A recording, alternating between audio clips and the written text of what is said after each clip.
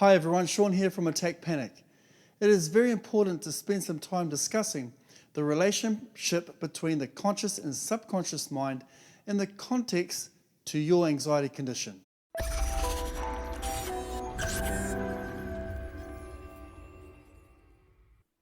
An understanding of how these two areas of your mind work together, specifically how they work together to hold you in your anxious state, will help you build faith and belief in not only yourself, but also my program of healing, which in turn will give you the confidence and courage to do what you need to do to heal yourself.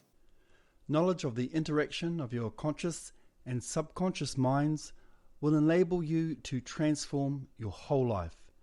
Joseph Murphy. The conscious and subconscious mind are the terms generally used to represent the dual role within one's mind, each possessing different distinctive characteristics or spheres of activity. The conscious mind is the rational or reasoning mind, attempting to make sense of the outside world from information received through all of our senses. It is the part of the mind which makes decisions and choices based on a set of beliefs, convictions, and habitual or predominant thoughts. These beliefs have been learnt through observation, education, and experience over your lifetime. The subconscious mind is the seat of all emotions and the storehouse of memory, habits, and programmed patterns of behavior. Your subconscious mind cannot reason objectively like the conscious mind can. It perceives only by intuition. The subconscious mind is also referred to as the subjective mind, as it is subject to the commands and directions of the conscious mind, and it takes every command seriously. It cannot take a joke and doesn't argue controversially. It is incapable of making comparisons or judgments which are vital to the reasoning process. Whatever conscious commands, suggestions, decrees, verdicts, or conclusions you give, it will be accepted by the subconscious mind as true, irrespective of whether they are right or wrong, good or bad, and will proceed to bring them into your physical world as conditions and experiences. The subconscious mind reacts entirely by suggestion. In other words, it has no volition of its own. It does not make choices, indulge in arguments, postulate theories, search for answers, wonders at possibilities. It only accepts and acts. Once it is given a suggestion, it immediately sets to work to make that suggestion truth, for it accepts the suggestion completely. U.L. S. Anderson.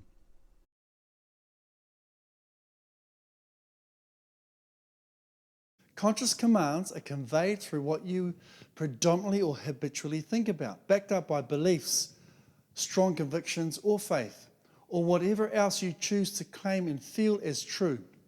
It is immaterial whether the command or suggestion is good or bad, right or wrong, true or false. It will be accepted by the subconscious mind and acted upon according to the nature of the suggestion. The law of your mind is this: you will get a reaction or response from your subconscious mind according to the nature of the thought or idea you hold in your conscious mind. Joseph Murphy.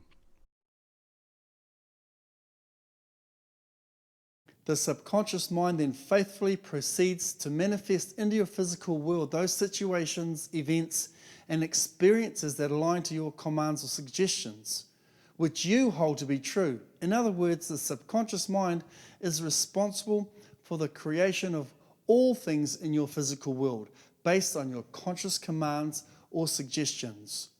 All things have happened to you are based on thoughts impressed on your subconscious mind through belief. Repeated, predominant, or habitual thinking of your conscious mind, backed by belief and conviction, creates deep impressions or neural pathways and associations in the brain cells, which result in patterns of programmed behavior or habits. These pathways and associations include ideas, experiences, and knowledge gained over your lifetime and serve to align with and reinforce your conscious beliefs and convictions. This results in a pattern of learnt behavior known as operant conditioning and is developed through repetition and practice. It is precisely how we learn any skill or discipline, from swimming, riding a bike, driving a car, playing an instrument, through to developing an anxiety condition.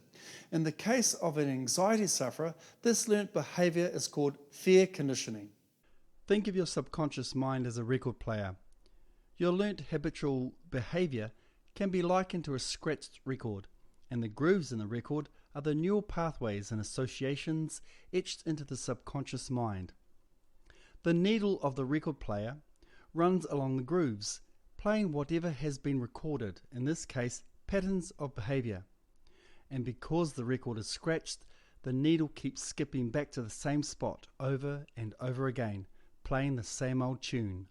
The direction of your life, the opportunities you notice, the things, places, people and jobs you choose to pursue, how much money you make, and your level of happiness and success are directly related to these habitual programs playing deep within the recesses of your subconscious mind. Whatever life situation you find yourself in at this present moment, expect to get more of the same later, today, tomorrow, next week, next month, next decade, unless you change the scratched or broken record constantly playing in the background.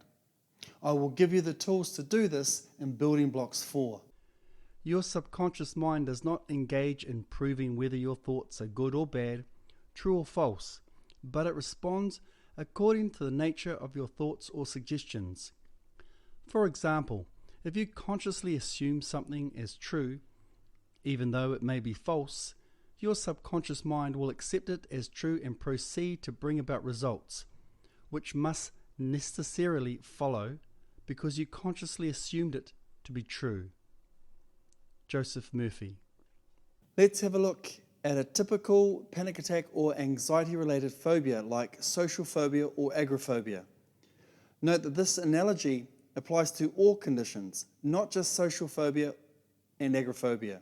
They are all symptoms of extreme anxiety which result in the inappropriate activation of the emergency response.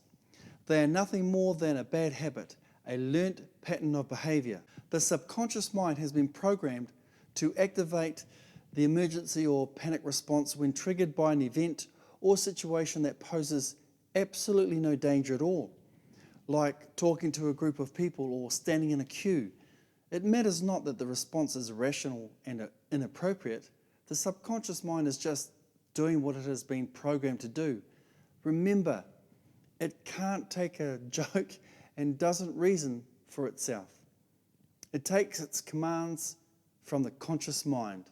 This automatic response, albeit a bad habit, is out of our conscious control. It will happen whether we like it or not, as long as the scratch or broken record continues to play deep in the subconscious mind. This initial habitual response from the subconscious mind triggers a response or reaction from the conscious mind. Your conscious reaction, your interpretation, or the meaning that you give to these initial sensations determines whether they turn into nothing more than a mild irritation that eventually fades or escalates into a full-blown panic attack. The intrusive thoughts or uncomfortable sensations appear out of nowhere. You consciously fear them because they make you feel out of control. The fact that you know you shouldn't fear the situation only adds to your frustration, which fuels your fear.